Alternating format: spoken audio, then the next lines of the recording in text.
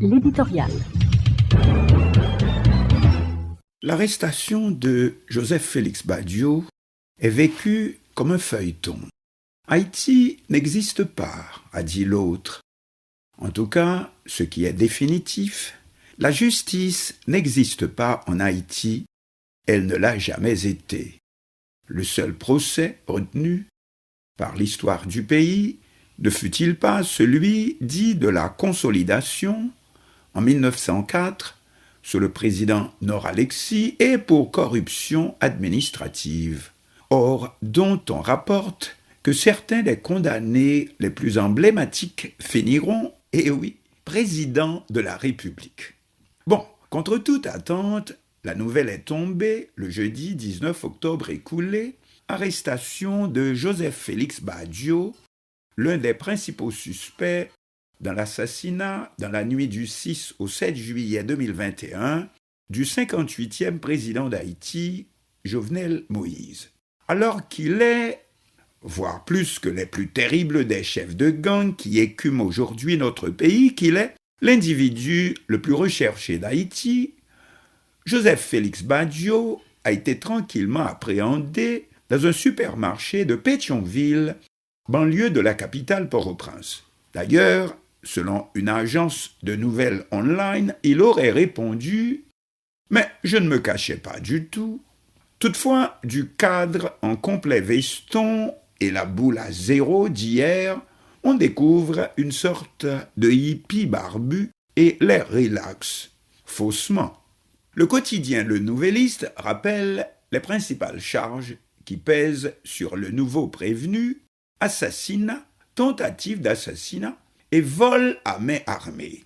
Cette dernière charge de vol aura besoin d'être éclaircie. Cependant, malgré tout le tam-tam fait autour de lui, principalement par certaines organisations de défense des droits humains, rien ne distingue, du moins sur le papier, JFB, Joseph Félix Badiou, des autres prévenus du même dossier, dont ceux qui ont été transférés aux États-Unis pour passer devant une cour fédérale en Floride.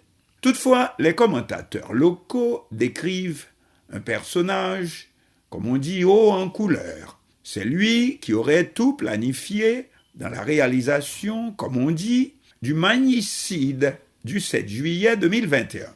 Encore, si on ne dit pas qu'il est celui qui a appuyé sur la gâchette, mais comme un vrai metteur en scène, Joseph Félix Badiou en aurait présidé de bout en bout la réalisation et pour appeler à la fin d'autres complices, dont, tenez-vous bien, l'actuel Premier ministre, Dr Ariel Henry, pour lui apprendre, comme on dit dans la mafia, que la marchandise a été délivrée.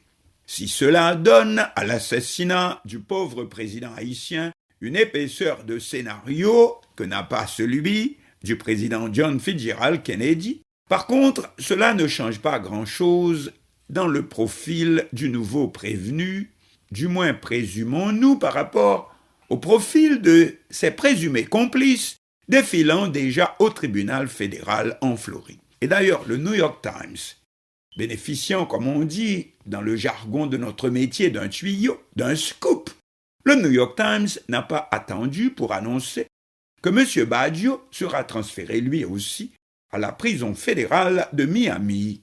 En effet, bien fou laisserait un prévenu de cette importance dans les prisons haïtiennes, n'est-ce pas? Or, en même temps, et pourquoi tout cela n'aurait-il pas été bâti à l'avance?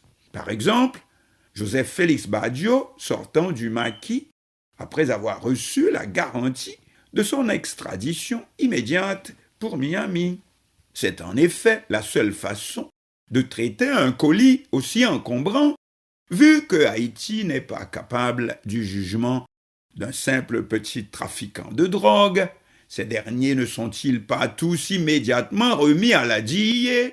Comment pourrait-on alors organiser le jugement d'un magnicide, n'est-ce pas?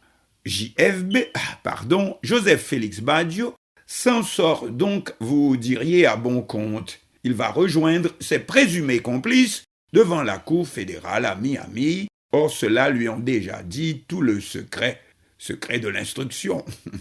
En d'un mot, comme en deux ou en trois, il suffit de plaider coupable. Point.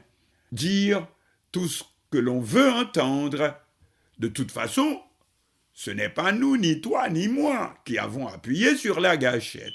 Car c'est là toute la différence dans l'instruction de l'affaire de l'assassinat du président haïtien Jovenel Moïse. Tout le monde plaide coupable, mais à une condition, personne ne sait qui a porté le coup fatal.